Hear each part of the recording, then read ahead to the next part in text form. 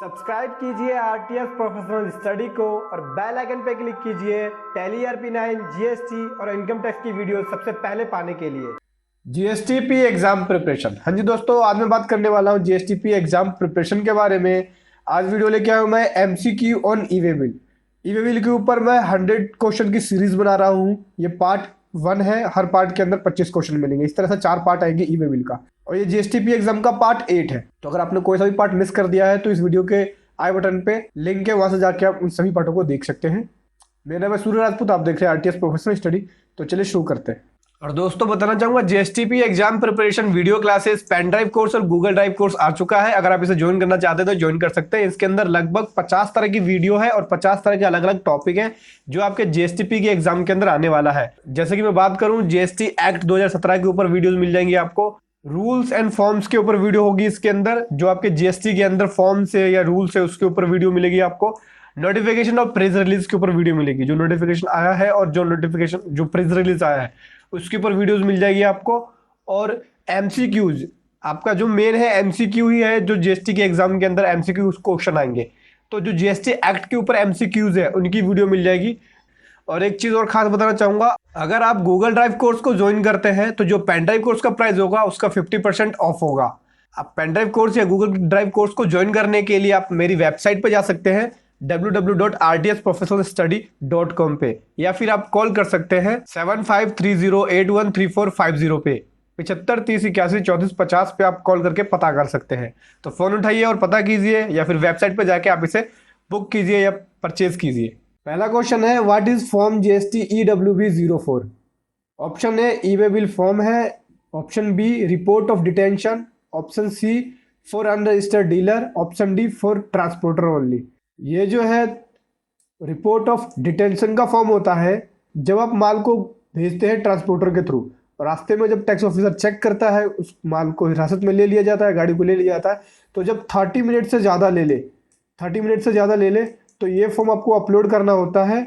इसके बारे में रूल 138D के अंदर लिखा हुआ है, इसके अंदर आप पढ़ सकते हैं। रूल 138D के अंदर बताया गया है कि रिपोर्ट ऑफ डिटेंशन क्या होता है। जब गाड़ी को ट्रांसपोर्टर की गाड़ी को हिरासत में ले लिया जाता है 30 मिनट से ज़्यादा, तो आपको एक report of detention form EWB04 upload करना होता है, जिसके अंदर उसकी टाइम मेंशन करना होता है, डेट क्या है, इंचार्ज ऑफ ऑफिसर के बारे में लिखना होता है, ऑफिसर का नाम, अप्रोक्सीमेट लोकेशन क्या है, ये सब चीज़ें आपको भरनी होती है। उसके बाद अगला है, who is manage e-way bill system? E-way bill system को मैनेज कौन करता है? GST e-way bill system, national informatic system, national informatic centre, all of the above. तो ई-वे बिल पोर्टल को जो मैनेज करती है, ऑपरेट करती है, नेशनल इंफॉर्मेटिक सेंटर मैनेज करती है, NIC। अगला क्वेश्चन है, what is form GST INV01? Option A generation of invoice, option B generation of invoice number, option C generation of invoice reference number, option D none of the above. तो तीसरे इसका answer जो है वो है generation of invoice reference number. Form GST INV01 जो है वो जनरेशन ऑफ रेफरेंस नंबर के लिए यूज होता है। जब अपना इनवॉइस आप अपलोड करते हैं पोर्टल पे तो उससे एक इनवॉइस नंबर जनरेट होता है, उसी का यूज करके प्रॉपर ऑफिसर जो है वो वेरिफिकेशन करता है। फिर उसके बाद है फोर्थ पे, common portal of e-way bill. E-way bill system का कॉमन पोर्टल क्या है? www.ewaybillgst.in, www.ewaybillgov.in, www.ewaybillgst.gov.in या https ewaybillgst.gov.in। तो इसका जो आंसर है वो डी है। इन सभी साइटों को अगर आप गूगल पे सर्च मारेंगे तो सर्च रिजल्ट आएगा, लेकिन अगर आप इसको सर्च मारेंगे तो जीएसटी के ई-वे बिल के होम पेज पे पहुंच जाएंगे। ये इसका प्रॉपर लिंक है। उसके बाद पांचवा क्वेश्चन है, during inspection of goods in transit by the proper officer a summary of report submit with in. जब गुड्स को भेज रहे होते हैं ट्रांसपोर्टर के थ्रू, तो रास्ते में जब प्रॉपर ऑफिसर उसे इंस्पेक्शन करता है, समरी ऑफ रिपोर्ट जो प्रॉपर ऑफिसर है वो कितने टाइम के अंदर सबमिट करेगा? 24 hours, 48 hours, 36 hours, non of the above. तो उनके पास 24 आवर्स का टाइम होता है। जो भी इंस्पेक्शन हुई उन सभी की समरी रिपोर्ट जो है वो 24 आवर्स के अंदर सबमिट करना होता है। उसके बाद है छठा, the final report in specified format shall be recorded with in. तो यहाँ पे आपको एक फाइनल रिपोर्ट सबमिट करना होगा इंस्पेक्शंस के दौरान, जो प्रॉपर ऑफिसर करता है। तो वो उसका टाइम लिमिट क्या है? टाइम लिमिट के बारे में पूछ रहे हैं यहाँ पे, कितने दिन के अंदर करना होता है? 3 डेज, 30 डेज, 2 डेज, 45 डेज। तो यहाँ पे इसका आंसर जो है वो ए होगा। 3 डेज के अंदर एक फाइनल रिपोर्ट सबमिट करेगा। पहले तो एक समरी रिपोर्ट सबमिट करेगा 24 आवर्स के अंदर, उसके बाद एक फाइनल रिपोर्ट सबमिट करेगा 3 डेज के अंदर। The tax payer of registered person can dash the sub user of generation of e-way bill. जो टैक्स पेयर है, रजिस्टर्ड टैक्स पेयर और रजिस्टर्ड पर्सन है, वो ई-वे बिल की साइट पे क्या क्या कर सकता है सब यूजर को? Create, modify, freeze, all of the above. तो इसका आंसर आएगा all of the above. Create भी कर सकते हैं सब यूजर को, मॉडिफाई कर सकते हैं, फ्रीज कर सकते हैं। फिर अगला क्वेश्चन है 8वां, the e-way bill generated against me can be rejected? Yes, no, only A, no of the above. Yes, अगर आपके अगेंस्ट ई-वे बिल जनरेट किया गया जो आपसे बिलोंग करता है और आप उसको उसके बारे में जानकारी नहीं है या आपसे रिलेवेंट है ही नहीं, तो उसे आप रिजेक्ट कर सकते हैं। आपके पास यहाँ पे पावर है ई-वे बिल की साइट के ऊपर। उसके बाद 9वां, consolidate e-way bill system is related to. Consolidate e-way bill system किससे रिलेटेड है? Tax payer, tax officer, transporter, supplier. तो यहाँ पे कंसोलिडेट ई-वे बिल जो है वो रिलेटेड है ट्रांसपोर्टर से। ट्रांसपोर्टर ही कंसोलिडेट ई-वे बिल को जनरेट करता है। ट्रांसपोर्टर क्या करता है? बहुत सारे ई-वे बिल को एक ई-वे बिल के अंदर कंसोलिडेट कर देता है और वो एक ही डॉक्यूमेंट को लेके मूव कर सकते हैं अपनी व्हीकल को। उसके बाद अगला क्वेश्चन है, what is use for tracking of movement of goods in e-way bill system? जो मूवमेंट हो रही है गुड्स की और वहाँ पे व्हीकल को जो ट्रैकिंग हो रहा है, व्हीकल की ट्रैकिंग किस प्रकार से होता है ई-वे बिल सिस्टम के अंदर, मतलब किसका यूज किया जाता है? Fast tag, RFID tag, vehicle tracking device, e-way bill tracking device. तो यहाँ पे व्हीकल को ट्रैक करने के लिए, जो मूवमेंट हो रहा है मूवमेंट को ट्रैक करने के लिए RFID टैग का यूज करते हैं, रेडियो फ्रीक्वेंसी आइडेंटिफिकेशन डिवाइस। अगर आप ज़्यादा जानना चाहते हैं RFID के बारे में तो इस वीडियो के आई बटन पे लिंक है, वहां से जाके आप RFID के बारे में जान सकते हैं। फिर अगला क्वेश्चन है question number 11, what is form GST ENR 02? Form GST ENR 02 है क्या चीज? Enrolment for transporter, enrolment for supplier, common enrolment for GST and transporter, non of the above. तो यहाँ पे इसका आंसर जो सी हो जाएगा। फॉर्म GST ENR 02 जो है वो कॉमन एनरोलमेंट नंबर होता है जो रजिस्टर्ड ट्रांसपोर्टर है GST के अंदर। ये फॉर्म अभी अभी इंट्रोड्यूस किया गया है, ई-वे बिल सिस्टम के ऊपर अपडेट आया है। अगर उस वीडियो को देखना चाहते हैं तो उस वीडियो का लिंक इस वीडियो के आई बटन पे है, वहां से आप जाके इसके बारे में ज़्यादा समझ सकते हैं कि ये होता क्या चीज़ है। फिर भी मैं रफली बता देता हूँ ये क्या होता है। ट्रांसपोर्टर अलग अलग स्टेट्स के अंदर सेम पेन नंबर पर रजिस्टर्ड होते हैं, तो वो इस फॉर्म का यूज़ करके एक कॉमन नंबर दे सकते हैं। जब वो ई-वे बिल जनरेट कर रहे होते हैं तो उसमें ट्रांसपोर्टर ID है उसका यूज़ कर सकते हैं उस समय, क्योंकि अलग अलग स्टेट में रजिस्टर्ड है तो उनको अलग अलग ट्रांसपोर्टर ID यूज़ करना होता है, इसलिए वो यहाँ से अप्लाई करके एक कॉमन एनरोलमेंट नंबर ले सकते हैं। उसके बाद 12वां है, which notification have been amended to rule 58? कौन से नोटिफिकेशन के अंदर रूल 58 को अमेंडेड किया गया है? Option A 28 2018, 27 2018, 26 2018, 30 2018। तो इसका आंसर जो है वो ए हो जाएगा। 28 2018 के अंदर अमेंडमेंट की गई है रूल 58 के अंदर। रूल 58 भी यही चीज़ बोलता है, जब एक ट्रांसपोर्टर अलग अलग स्टेट के अंदर रजिस्टर्ड है तो किस प्रकार से उसे एक कॉमन एनरोलमेंट नंबर मिल जाएगा। कॉमन एनरोलमेंट नंबर लेके वो ई-वे बिल को जनरेट कर सकता है। अगर आप ज़्यादा जानना चाहते हैं इसके बारे में तो आप ई-वे बिल वाली अपडेट वाली मेरी वीडियो देख सकते हैं। वीडियो का जो लिंक है आई बटन पे है, वहाँ से जाके आप देख सकते हैं। अगला क्वेश्चन है, which number will be use by the transporter after submitting the form GST ENR 02? जब वो फॉर्म GST ENR 02 सबमिट कर देता है उसके बाद ट्रांसपोर्टर ID के लिए कौन सा नंबर यूज करेगा ई-वे बिल बनाते समय? Option A GST number, transporter number, enrolment number, common enrolment number. तो यहाँ पे वो कॉमन एनरोलमेंट नंबर ही यूज करेगा। एक बार उसने जब फॉर्म सबमिट कर दिया फिर दोबारा वो कभी भी GST नंबर यूज नहीं कर सकता। ट्रांसपोर्टर ID की जगह वो कभी भी दोबारा GST नंबर यूज नहीं कर पाएगा। उसे हमेशा कॉमन एनरोलमेंट नंबर ही यूज करना पड़ेगा ई-वे को जनरेट करने के लिए या उसे अपडेट करने के लिए। Can the unregistered person take registration in e-way bill system? क्या ई-वे बिल सिस्टम के अंदर अनरजिस्टर्ड ट्रांसपोर्टर रजिस्ट्रेशन ले सकता है? Yes, no, both, only A. Yes, ले सकता है वो, क्योंकि यहाँ पे फॉर्म GENR 02 जो है वो रजिस्टर्ड ट्रांसपोर्टर के लिए हो गया। यहीं पे इसका एक फॉर्म पहला भी है। फॉर्म 1 जो है वो इसी कैटेगरी के ट्रांसपोर्टर के लिए है। जो अनरजिस्टर्ड ट्रांसपोर्टर होते हैं वो इस फॉर्म का यूज करके रजिस्ट्रेशन ले सकते हैं। जो GST में रजिस्टर्ड नहीं है वो ई वे बिल की पोर्टल पर रजिस्ट्रेशन लेके ट्रांसपोर्टर आईडी जनरेट करने के बाद ई वे बिल जनरेट करते वक्त उस आईडी को यूज कर सकते हैं। फिर अगला क्वेश्चन है 5वां, व्हाट इज ट्रांजिट और ट्रांसपोर्टर आईडी। ट्रांसपोर्टर आईडी और ट्रांजिट है क्या चीज? 14 digit unique number, 13 digit unique number, 15 digit unique number, known of the above. तो ये एक 15 डिजिट यूनिक नंबर है। फिर अगला क्वेश्चन है what is an e way bill. E way bill है क्या चीज? A document as per rule 38, a document as per rule 138, a document as per rule 37, a document as per rule 35।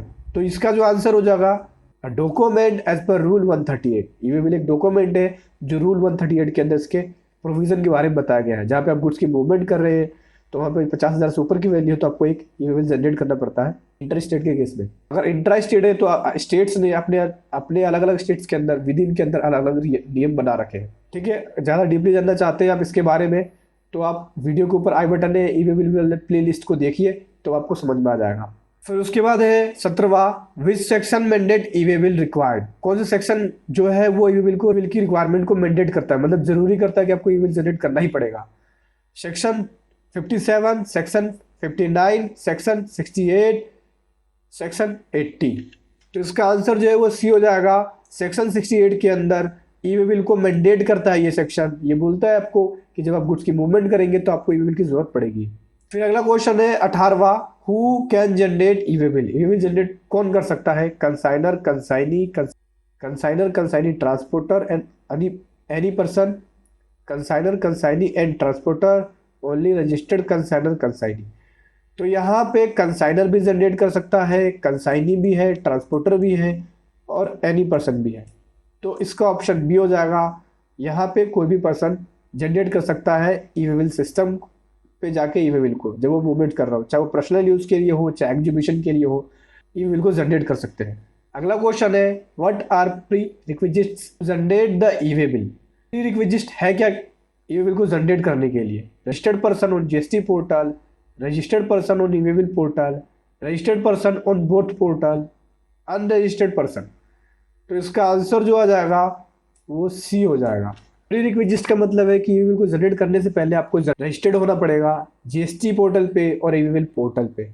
अगर आप registered person है GST के अंदर तो आपको ई वे बिल पोर्टल पे भी रजिस्ट्रेशन लेना पड़ेगा। अगर आप अनरजिस्टर्ड पर्सन है तो आपको ई वे बिल पोर्टल पे रजिस्ट्रेशन लेना होगा जनरेट करने के लिए ई वे बिल को। तो अगला क्वेश्चन है we can dash the e way bill after generating it. क्या हम एडिट कर सकते हैं ई वे बिल को जनरेट करने के बाद या करेक्ट कर सकते हैं? Edit only, correct only, cancel only. तो इसका आंसर जो वो डी हो जाएगा। एक बार आपने ई वे बिल जनरेट कर दिया तो ना ही आप एडिट कर पाएंगे ना उसे करेक्ट कर पाएंगे, केवल उसे आप कैंसिल कर सकते हैं। कैंसिल करके रीज़न देने के बाद कैंसिल भी जब आप करेंगे तो आपको एक प्रॉपर रीज़न देना होगा, उसके बाद आप एक नया ई वे बिल जनरेट कर सकते हैं। अगला क्वेश्चन है question number 21, what is validity of E way bill. E way bill की वैलिडिटी क्या है? 2 days, 24 days, depend upon distance, known of the above. तो इसका आंसर सी हो जाएगा। डिस्टेंस के हिसाब से ई वे बिल की वैलिडिटी होती है। पर 100 किलोमीटर के ऊपर 1 डे की वैलिडिटी मिलती है। जैसे ये प्लस होता जाता है आपकी वैलिडिटी भी प्लस हो जाती है। जैसे 100 + 100 200 किलोमीटर हो गया, 2 दिन की आपको वैलिडिटी मिल जाएगी। ऐसी 300 में 3 दिन, 400 में 4 दिन, ऐसी 1000 किलोमीटर हो गया तो आपको 10 दिन का टाइम मिल जाएगा। तो यहाँ पे जो ई वे बिल की वैलिडिटी है डिस्टेंस के ऊपर डिपेंड करती है। अगला क्वेश्चन है 22वां, while calculating time validity for E way bill how is a day determined. जब ई वे बिल की टाइम वैलिडिटी को कैलकुलेट करते हैं, ठीक है, तो किस तरह से दिन को निश्चित किया जाता है? मतलब कि अगर मैंने अभी ई वे बिल जनरेट किया तो क्या अभी एक्सपायर हो जाएगा या कल की डेट में थी किसी टाइम पे एक्सपायर हो जाएगा, ये पूछना चाह रहा है। तो ऑप्शन ए है end 12 o'clock midnight of day, end of day, according to e way bill generation time, all of the above. इसका आंसर जो हो जाएगा वो ए हो जाएगा, and 12 o'clock midnight of day. चलो इसको मैं आपको एग्जाम्पल के थ्रू समझाता हूँ। जैसे आज तारीख है 23 दिसंबर, ठीक, और 23 दिसंबर को आपने 8 बजे बिल बनाया, ठीक, 8 PM पे। तो इसकी जो वैलिडिटी होगी वो 24 दिसंबर को रात को 12 बजे ये है इसकी वैलिडिटी ख़त्म हो जाएगी, ठीक, जैसे ही रात को 12 बजेंगे इसकी वैलिडिटी खत्म हो जाएगी। इसी प्रकार अगर आपने 00 बज के 01 मिनट पे 24 तारीख को ईमेल जनरेट किया, ठीक, तो 24 तारीख की रात को 12 बजे, ठीक, 24 तारीख को रात को 12 बजे इसकी वैलिडिटी खत्म हो जाएगी। तो 12 बजे के बाद यहाँ पे डे चेंज हो जाता है, 25 तारीख आ जाता है, तो इसके 12 बजे तक का टाइम होगा। 12 बजे तक ये ईमेल को जेट कैंसिल कर सकते हैं या उसे अपडेट कर सकते हैं। तो ठीक है, इस तरह से यहाँ पे टाइम वैलिडिटी को कैलकुलेट किया जाता है। फिर अगला क्वेश्चन है which type of transaction that need the e-way bill. कौन से ट्रांजेक्शन के अंदर ई बिल की जरूरत पड़ती है? Outward supply, inward supply, supply within the state और inter state, supply from unregistered person और reason other than supply, all of the above. देखो यहाँ पे ये सभी ट्रांजेक्शन जो है, इन सभी ट्रांजेक्शनों पे ई बिल की जरूरत पड़ती है, इसलिए इसका answer all of the above होगा। चाहे आउटवर्ड सप्लाई हो या इनवर्ड सप्लाई हो, विद इन स्टेट सप्लाई हो या इंटर स्टेट सप्लाई हो, अनरजिस्टर्ड पर्सन से सप्लाई हो या किसी भी रीजन से सप्लाई हो, तो उन सभी केसों के अंदर आपको ई बिल की जरूरत पड़ेगी। उसके बाद अगला क्वेश्चन है what is the part A slip. Part A slip है क्या चीज? एक डॉक्यूमेंट है, टेम्पररी नंबर है, ई-वे बिल है, नॉन ऑफ द अबव। तो इसका आंसर जो हो जाएगा वो एक टेम्पररी नंबर है। पार्ट ए स्लिप आपने जनरेट किया है तो वो प्रॉपर ई-वे बिल नहीं माना जाएगा।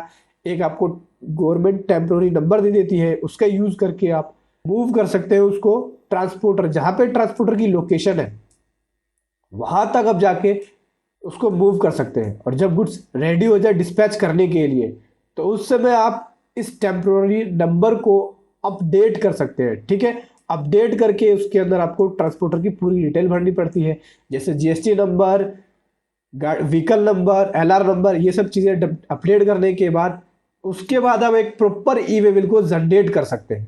फिर अगला क्वेश्चन है question number 25, what are the document that need to be carried along with the goods being transport. कौन कौन से डॉक्यूमेंट आपको लेके जाना पड़ेगा जब आप उसकी मूवमेंट कर रहे हैं, मतलब ट्रांसपोर्टर कौन कौन से डॉक्यूमेंट को लेके जाएगा? इनवॉइस और बिल ऑफ सप्लाई, डिलीवरी चलान और bill of entry, copy of e-way bill, all of the above. तो इसका आंसर जो है वो डी हो जाएगा, ऑल ऑफ द अबव। क्योंकि जब गुड्स की मूवमेंट हो रही है तो उस समय ट्रांसपोर्टर को मूवमेंट से रिलेटेड उसका डॉक्यूमेंट उसको लेके जाना पड़ेगा। बिल है तो बिल लेके जाना पड़ेगा, इनवॉइस है तो इनवॉइस लेके जाना पड़ेगा, बिल ऑफ सप्लाई है तो वो लेके जाना पड़ेगा, डिलीवरी चलाना है तो वो लेके जाना पड़ेगा, या बिल ऑफ एंट्री है तो वो लेके जाना पड़ेगा। अगर ई-वे बिल उसके अंदर लग रहा है तो ई-वे बिल की कॉपी आपको लेके जाना होगा उसके साथ। दोस्तों वीडियो कैसा लगा जरूर बताएं, वीडियो को लाइक कीजिए, ज़्यादा से ज़्यादा शेयर कीजिए ताकि उन लोगों के पास पहुंच सके जो जीएसटीपी की एग्जाम की तैयारी कर रहे हैं और उनको एक हेल्प मिल सके। Thank you so much.